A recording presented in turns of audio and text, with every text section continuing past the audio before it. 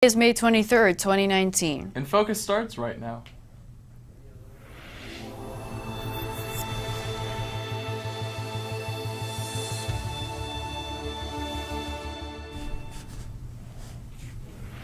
Yearbooks will be here soon. We will tell you where and how to get your copy.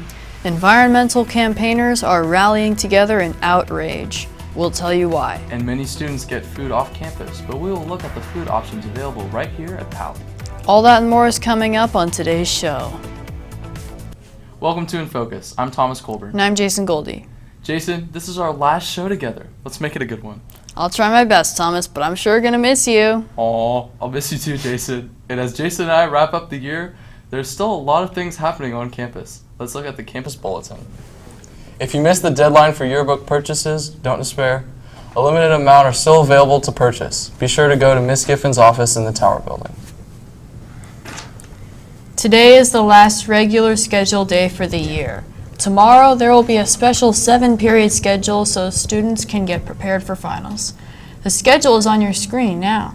Note that each class is only 45 minutes and the very final episode of InFocus will be at the end of 5th period.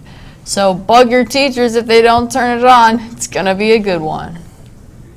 Moving on now to what's happening in the world and locally today. Let's take a look at what's topping today's headlines in today's News Minute. The number of migrant children who have recently died in custody has climbed to 6. A 10-year-old girl passed away in September at a hospital in Omaha, Nebraska. 5 other migrant children have died in custody since December. Environmental campaigners are raising the alarm after a sperm whale was found dead on an Italian beach with plastic in its stomach. The whale was so young that, quote, her teeth haven't come out yet. Sperm whales usually live for 70 to 80 years. There's an old saying that, see a penny, pick it up, all day long you'll have good luck. Today is a perfect day for that saying as Thursday is National Lucky Penny Day. Thomas, who's your favorite teacher? Without a doubt, I'd have to say our broadcast advisor, Mr. Hoprich. He's pretty much the most amazing human being I have ever met. He really could do no wrong. How about you? Who's your favorite teacher, Jason? I really like Mr. Gifford. We like to talk about math and sports. And I heard you got a chance to talk to him on camera as well? I sure did, Thomas. Check it out. Many teachers at Pally have dual roles. They could sponsor clubs, coach sports, or work with the robotics team. One particular first-year Pally teacher manages to teach math and be the head coach of the varsity football team. This teacher is Mr. Nelson Gifford, whose interest in Pally football started long before he started coaching. I played here at Palo Alto High School under Coach Earl Hansen. Mr. Gifford feels that these subjects have a strong connection. The football field is segmented into numbers.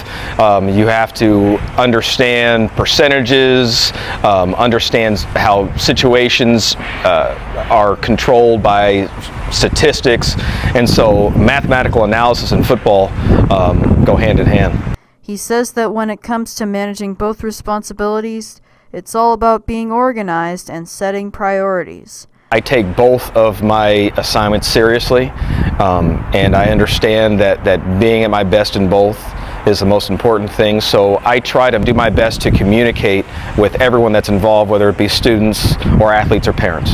Pally is lucky to have such a multi-talented teacher and coach.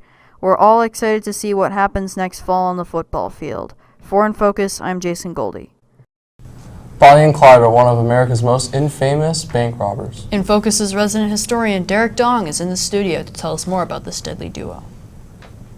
Thanks, guys. On this day in 1934, notorious criminals Bonnie Parker and Clyde Barrow were shot to death by Texas and Louisiana state police while driving a stolen car near Sales, Louisiana. The couple teamed with various accomplices to rob a string of banks and stores across 5 states. Parker and Barrow are still seen by many as romantic figures. That's all from me. Back to you guys. Don't go anywhere, Pally. InFocus will be right back with the weather after this short break.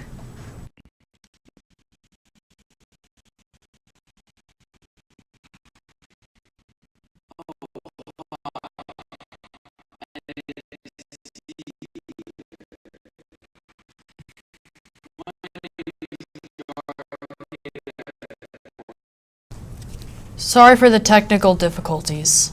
Welcome back. Pali students are lucky to have an entire shopping center within walking distance to feed that lunchtime hunger. But some Pali students prefer to stay on campus for their nourishment. InFocus reporters Stella Essenmacher and Leon Fedrichevitz have some food for thought. Pali students have many choices when it comes to what they want for lunch, and sometimes this can be overwhelming. A cheap and easy option is getting a school lunch. Kian Seed Tirani almost never gets lunches from school, but knows what a good option they can be. The lunches are okay. They're nothing special, but they're there, and if you need them, they're decent. They're a good meal.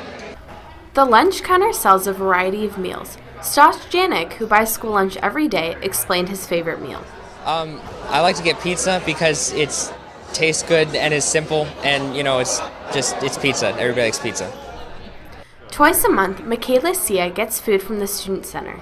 She prefers to get snacks like puffy Cheetos from the lunch line. I really wish they'd stop making the same stuff, like maybe just spice it up a little bit, make something that doesn't taste like cardboard. Nice.